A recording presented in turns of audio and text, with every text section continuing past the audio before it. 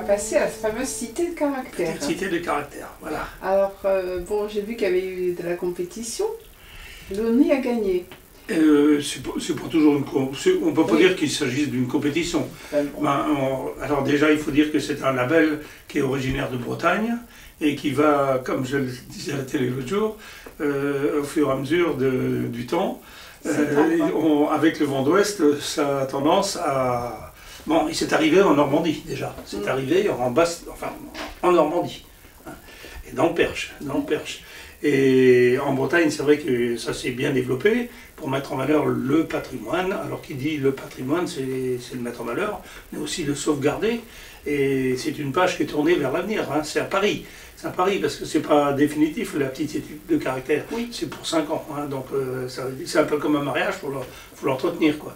Et puis ça va nous permettre de faire autre chose. Mais c'est quand même un atout particulièrement intéressant. La preuve en est, c'est qu'il y a beaucoup de villes qui voudraient bien l'avoir, mais il faut que ces villes-là présentent un caractère uni, c'est-à-dire uniforme, je dirais presque l'uniformité au niveau du patrimoine bâti. Alors il est bien évident que ça s'arrête dans le cœur, en gros, dans le cœur de Vaud. Mais je connais des villes qui voudraient bien l'avoir, mais qui n'y arrivent pas. Exemple, Ferté-Vidame, qui est quand même un pays tout à fait plus qu'uni, hein, puisque c'est vraiment la cité fermée, comme les Bellem.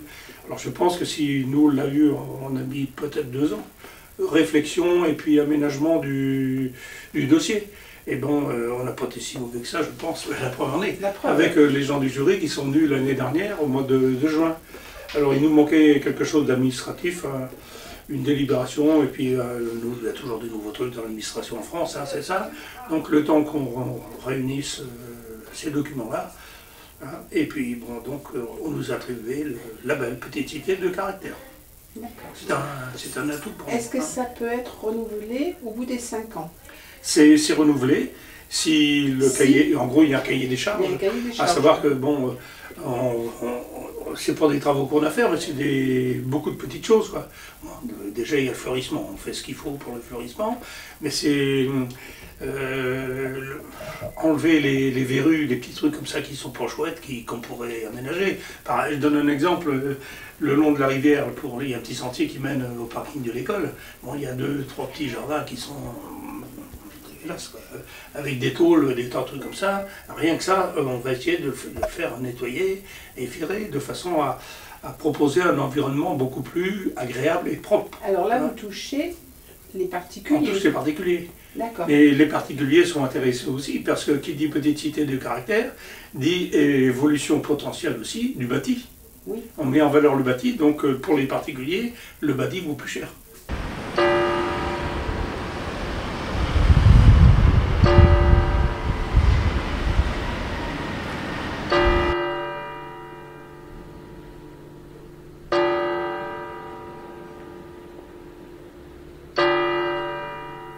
On peut attendre... Les retombées économiques, elles sont liées aux retombées touristiques. Hein. À partir du moment où on a davantage de tourisme, on met en valeur non seulement le patrimoine, mais on met aussi les produits locaux, etc. Le savoir-vivre, le savoir bien vivre du pays. Donc systématiquement, les différents commerces vont avoir des retombées directes. Hein.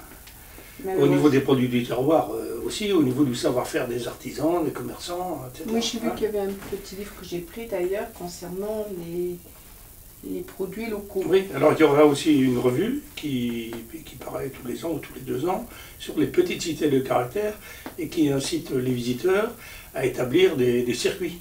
Par exemple, quelqu'un qui dirait je vais venir dans le Perche, il commencerait par les 3 petites cités de caractère que sont Bellem, La Perrière et Logny. Ça c'est un tout, c'est un ensemble. Hein. Et pour les recevoir justement ces gens-là, y a-t-il des chambres d'hôtes suffisantes? Oui. On a beaucoup de chambres d'hôtes sur le territoire. On sait bien parce que c'est la CDC qui gère le tourisme.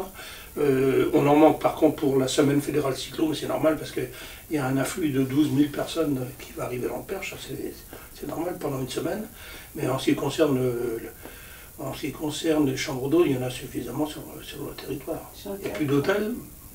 les touristes. Et puis alors là en plus, il n'y a pas que les chambres d'hôtes, il y a aussi les cabanes dans les bois, dans les arbres, à Moulissan. Ah, ok. Il y a 4 cabanes dans les arbres. Ça, à la belle saison, très à la mode. c'est très à la mode. Et puis là, on a une country lodge qui va se créer avec 22 petits chalets en bois, des cabanes entre guillemets, mais de belle qualité, à Moulissan également. D'accord, à Moulissan. Alors donc ça va attirer, et c'est de la qualité, hein, c'est du joli, c'est du beau tourisme. D'accord. Alors ça fait encore des logements supplémentaires, parce que qui dit 24 logements, c'est un potentiel de 60 personnes. Bien sûr.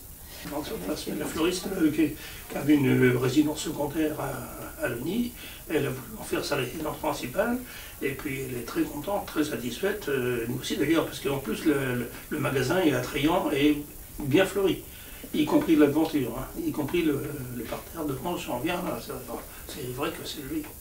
Ça fait partie des petites maisons, des petites cités de caractère, un attrait supplémentaire. Ça plus ça plus ça. Ça fait tout un ensemble. Bonne idée. C'est une bonne idée, la cité de caractère. Tout ça à va fait. nous amener des Oui, personnes exactement. Il y a une belle petite église, la chapelle, on n'en parle pas. La chapelle, on en parle. Et la mairie. Ancienne gare, tu disais. Ancienne gare. Oui, ancienne gare de Longny. Longny. Non, c'est une très bonne idée, ça ne peut apporter que des... Ça va relever le tourisme. Exactement, attirer du monde, et c'est ce qu'il faut. Et la vie surtout, la vie, parce qu'un village, il faut qu'il vive. Hein. Il faut éviter que les campagnes se meurent, comme on dit. Exactement. Voilà. Et ça... Bon, il y a des commerces, effectivement, qui sont difficiles à maintenir dans nos régions, comme je pensais aux magasins de chaussures ou de vêtements. Même dans les villes, il y a beaucoup de changements dans les grandes villes. Il y a une très forte concurrence là-dessus, c'est plus le même système d'achat aussi, parce qu'il ne faut pas oublier, il y a beaucoup de gens qui achètent chaussures ou vêtements par internet. Hein. Énormément. Et puis bon, dans tous les grands centres qui ont été montés à l'extérieur des villes, chaque centre, il y a son magasin de chaussures, a son magasin de vêtements. Hein. Donc il y a une concurrence très forte là. Même chose en ce qui concerne les épiceries. On a la chance, on a encore une épicerie dans le bourg et on a Intermarché. Bien. On ne manque de rien pour satisfaire la clientèle. Bon, il est bien évident qu'en plus des logements dont on parlait, on a la chance d'avoir Monaco Park, avec en gros l'été 500-600 personnes. Alors ça fait travailler le commerce local, hein, depuis les cafés jusqu'aux boulangers, en passant par Intermarché. Et tous les magasins de bouche, hein, ça, dans les grandes surfaces, alors que Lugny s'est bien développé au niveau de son magasin à Intermarché avec la reprise. Là. Il s'est bien étoffé, je dirais. Il s'est bien, alors non seulement bien présenté, mais bien achalandé maintenant avec davantage de personnes à venir, y compris le lundi, parce que c'est ouvert tous les lundis. Et le lundi, il y a du monde. Bien sûr. Et pour l'emploi, c'est important, parce que ouvrir le lundi, ça représentait 1,5 emplois. Et il y a la charcuterie Palu. Ah, charcuterie Palu marche très bien, c'est un atout pour Lugny. En plus, très bien situé, hein, sur la place. La charcuterie à Pignon sur rue, c'est un établissement que je connais bien et pour cause. Et en plus, il y a une telle variété, diversité et qualité de produits que il y a une forte clientèle. Bien sûr, plus le week-end qu'en semaine, mais c'est une très forte clientèle. Bon, Jean-Louis, c'est l'ambassadeur du savoir-faire du terroir au niveau des spécialités gastronomiques de Lugny, qui sont d'abord les tripes, hein, et puis la terrine forestière, les terrines forestières, parce qu'il y a gibier et viande blanche, et puis le pâté de campagne. Mais également la boulangerie à côté, c'est vrai que c'est bien situé, ça fait un ensemble les deux. Hein. Tout à fait, qui fonctionne très bien. Il nous manque un restaurant qui a fermé pour l'hiver, mais qui devrait bientôt rouvrir dans la rue de l'Église. Ah, l'Harmonie. Oui, ça y est, ça. Voilà, en gros vers le 15 avril. Et puis Monaco, le restaurant de Monaco devrait reprendre le 1er avril. Le 1er mai. Sans compter le petit restaurant de la place. Sans compter les petits loups. Les petits loups, et puis d'autres aussi. Les petits loups, puis Gabriani. Voilà. Ouais, ils font pizzeria, mais ils font restaurant aussi.